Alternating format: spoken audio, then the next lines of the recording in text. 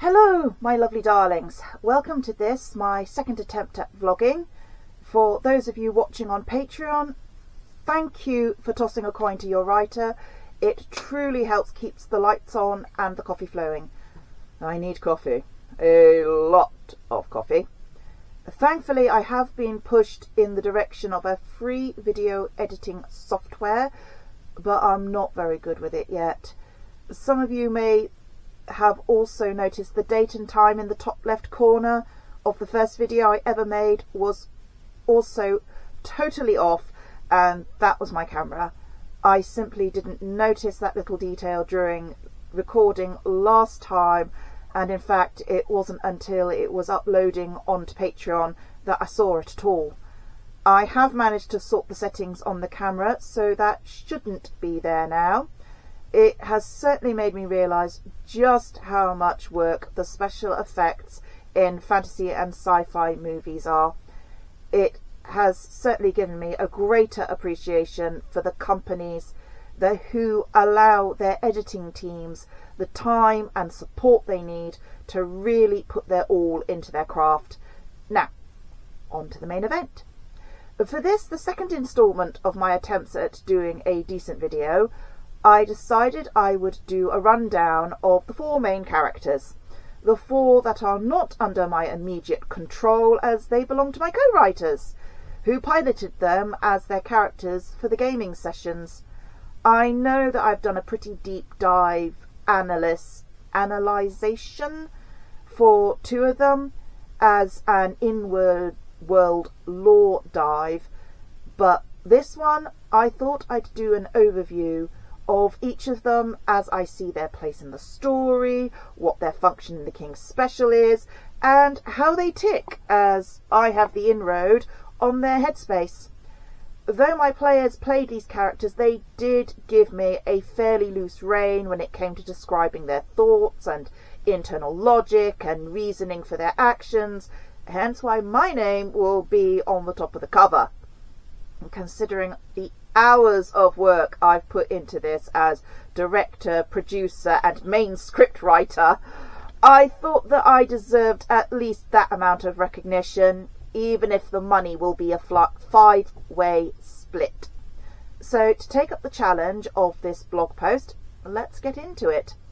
First up, as she is the one who I managed to finish artwork for first, is Kaylin. Kaylin has been through hell.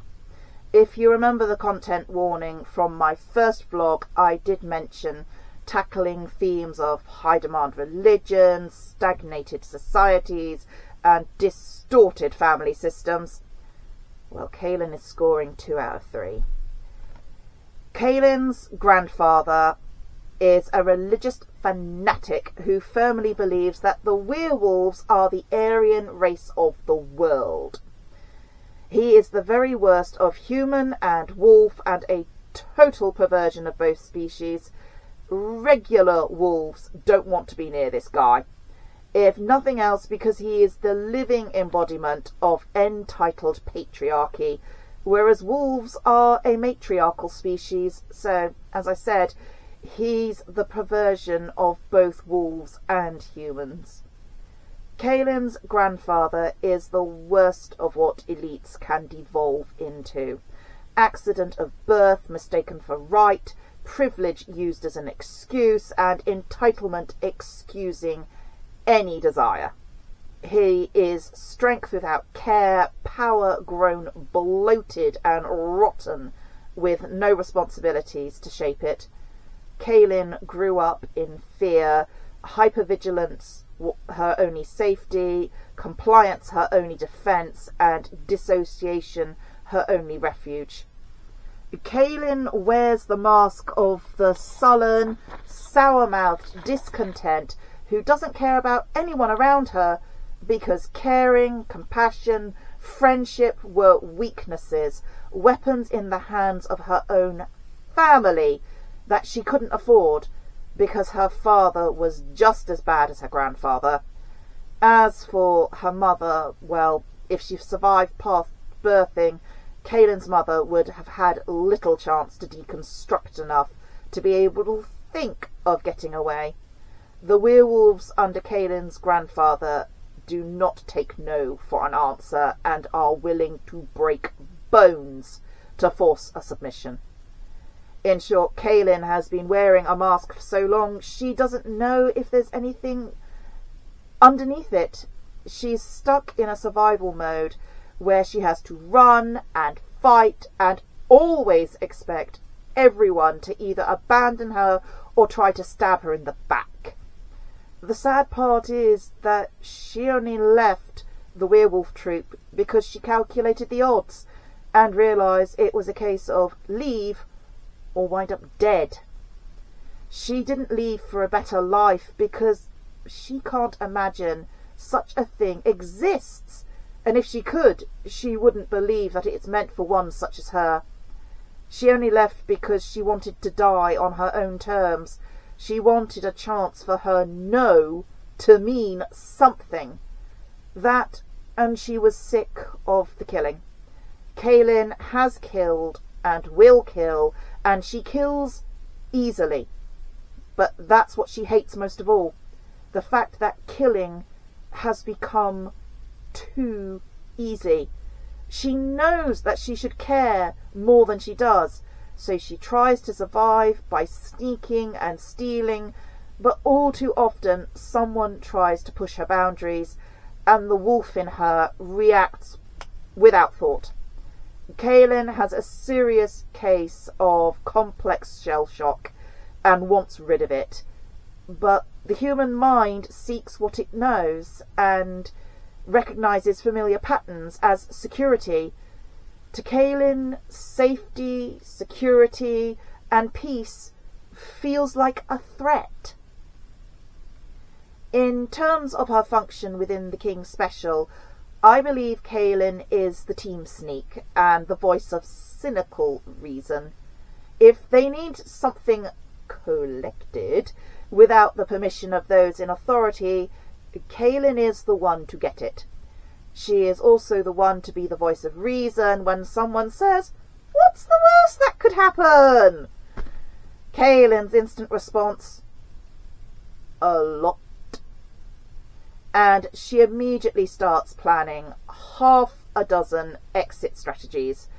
Despite that, she can't do tact if her life depends upon it, and Ulrich despairs of teaching her decent table manners. Next up is Ulrich Brecker. Ulrich Brecker is another one hiding behind masks. The son of a nobleman and a kept woman of the traveller folk, Ulrich has an exotic look and a chip on his shoulder. He disguises it behind exquisite manners and a rapier wit, but every now and then his opinion of the nobility shines through, not in the least because he was sent to the King's Special after gouging a whole gambling club of noblemen. Ulrich's way with the cards is nothing short of godlike. If Ulrich has a god, it is the Lady of Fortune, the one who is nameless but holds luck in her hands. He did think he'd fallen out of favour with her, but the number of risks he has taken and weathered out in the course of journeying with the King's Special might be the message that he was never out of favour with the Lady of Fortune, but rather that she needed her favourite on this team to tip the dice in favour on the fate of the world itself.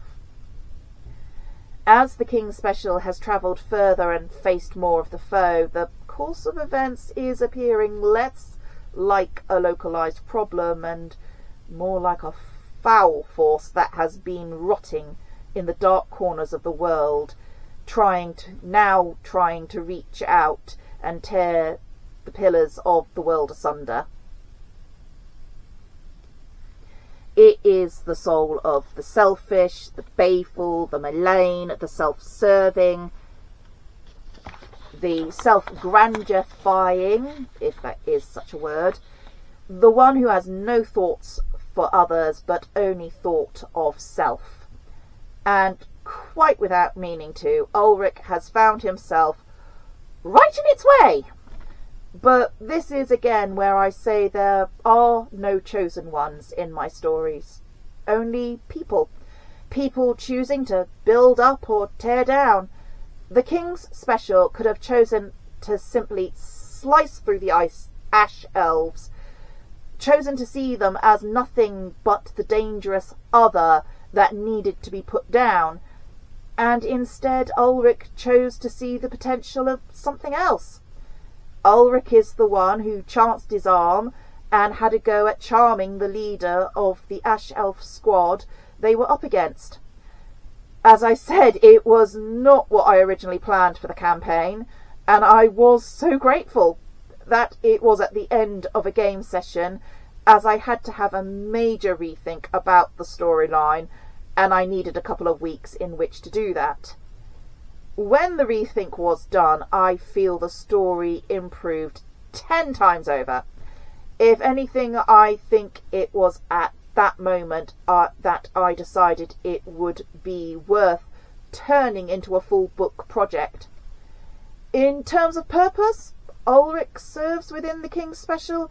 He is most definitely the face man. He has the silver tongue, the looks, and the charm. He knows how to use good manners and clever words to persuade people to him, rather than try and intimidate people into serving him. He swims in the world of diplomacy and can haggle like a professional. He also has a reckless streak, half a mile wide. You have to be fairly reckless to even think about trying to seduce a lady of the Ash Elf clans, and that sheer recklessness is what won her round. Which now means that Ulrich also has the responsibility of rehabilitating a race and a society that has spent 10,000 years locked in a cycle of cruelty and righteousness, fully convinced that they were the one true people. There again, if there was anyone who could talk some sense into them, it would be Ulrich.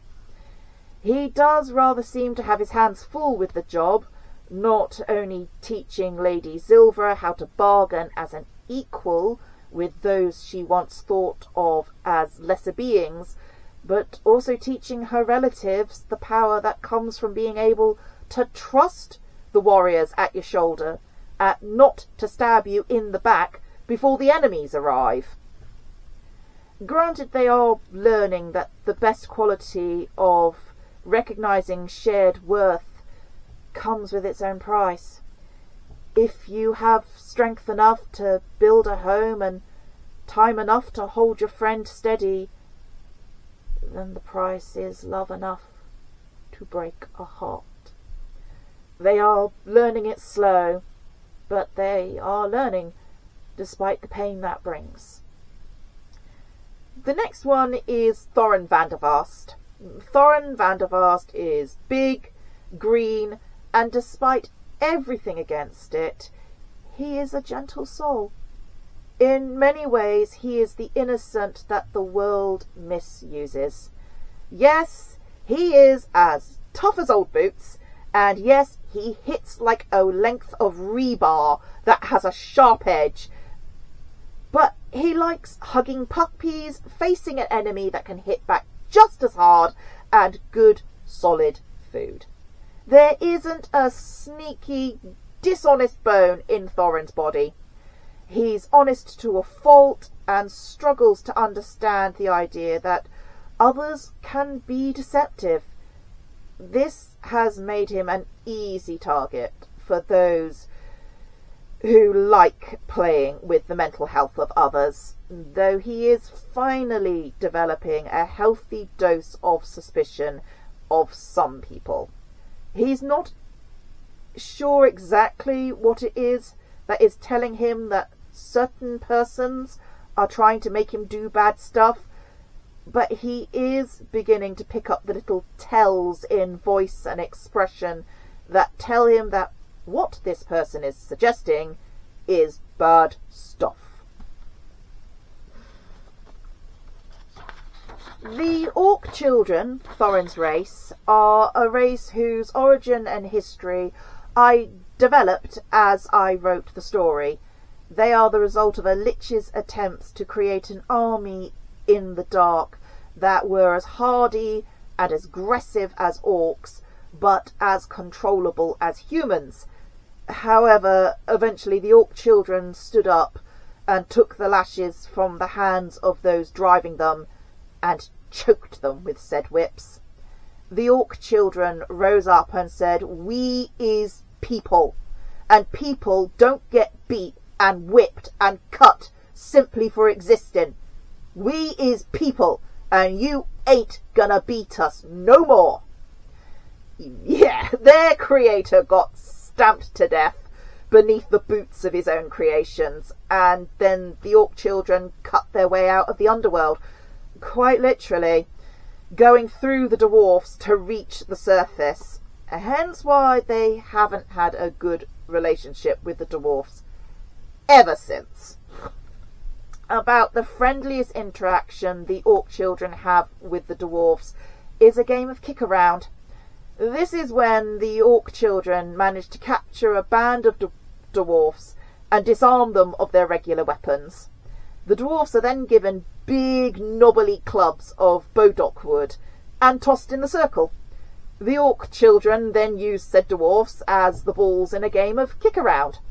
The dwarfs are allowed, even encouraged, to fight back using the bodock clubs and battering away at their foes.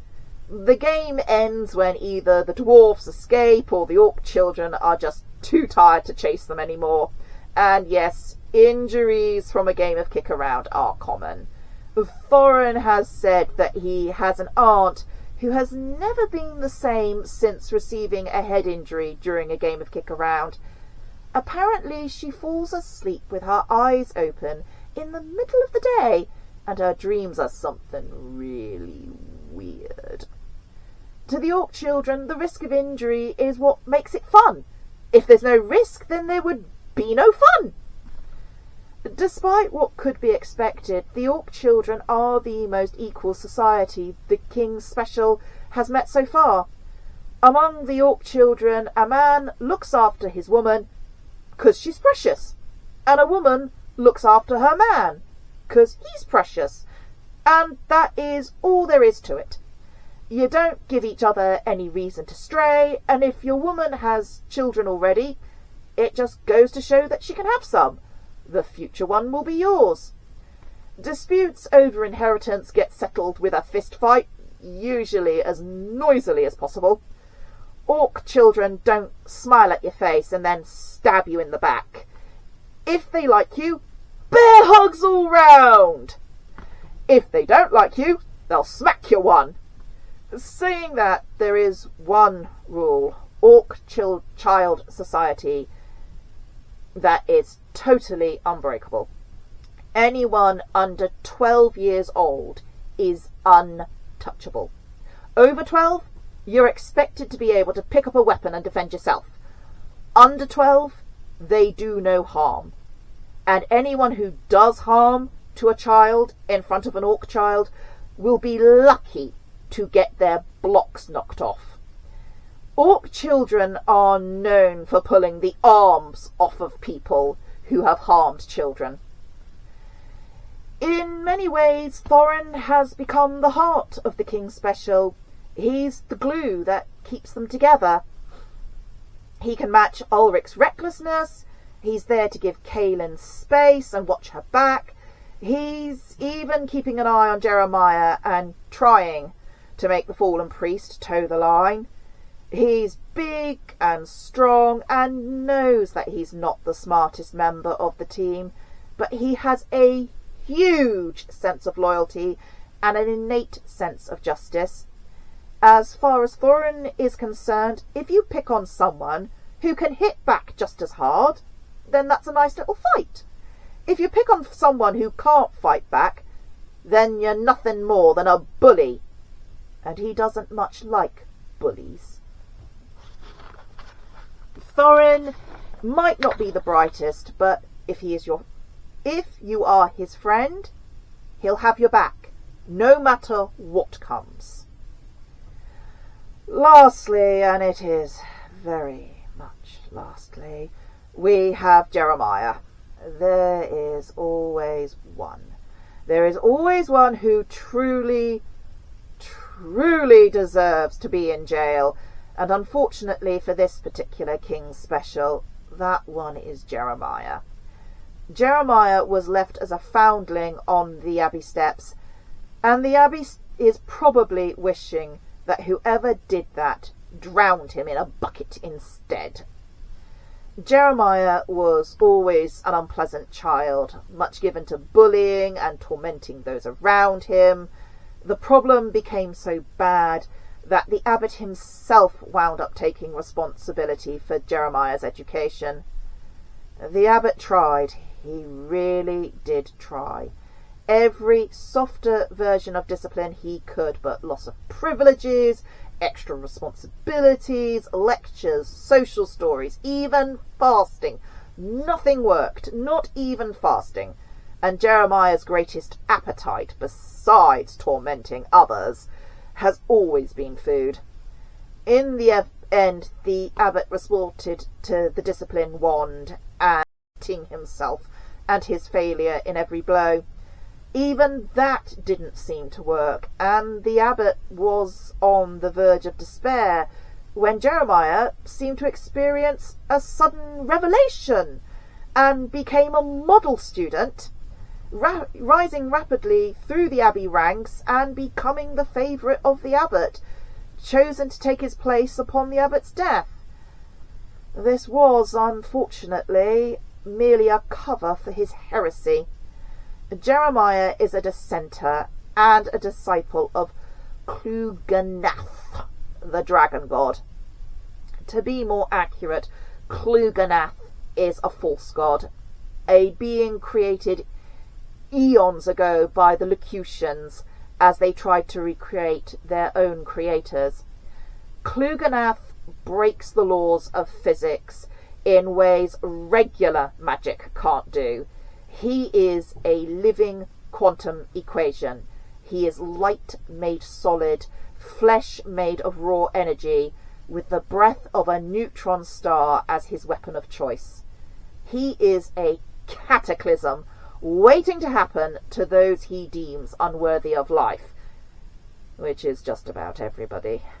Therefore, Jeremiah pleases his God by bringing forth as much misery and suffering as he can. I have to admit my player made Jeremiah way more unpleasant than I could have hoped to manage. Unless the character is an outright villain, I tend to write my unpleasant characters with a lot more caution. My nasty characters tend to be more sneaky, keeping an eye on exit routes and having backup options if plausible deniability. And having backup options of plausible deniability ready just in case their plans go belly up. My player moved Jeremiah much more decisively and overtly than I would have dared, committing a cold-blooded murder in the very first gaming session as Jeremiah wreaked his vengeance upon the Abbey of the Divine Mercy. If it wasn't for Haltzia's intervention, it would have been a massacre. So Jeremiah has always been a lot more openly evil and vicious than I would have been able to write on my own. In tabletop roleplay game group terminology, Jeremiah is what is known as a murder hobo. If it moves, he wants to kill it. If it moves and talks, he wants to befriend it, betray it, and then kill it. I tried to build in consequences for his acts of selfishness, but it really didn't put him off. Not even having his clothes starched to the point of being stiff as boards for freaking out the washmaid with visions of spiders worked. Even the other players started ganging up on him for his acts of murder, but it didn't work. It was after the incident with Stink of the Midden that I decided enough was enough, and I knew exactly what was going to happen when Jeremiah had stolen all 3 of those books and fed them enough to finish the restoration. Granted, it took about another year for me to be able to follow through on that decision, but it was worth the long game. It didn't quite play out how I originally envisioned, as my players had different ideas, but it still played out damn cool. Pardon me. It still played out damn cool, so I was happy with how the smackdown worked out. Want to know how it happened? You'll have to read Draconic Shenanigans to find out, either as the blog or as the book when it comes out.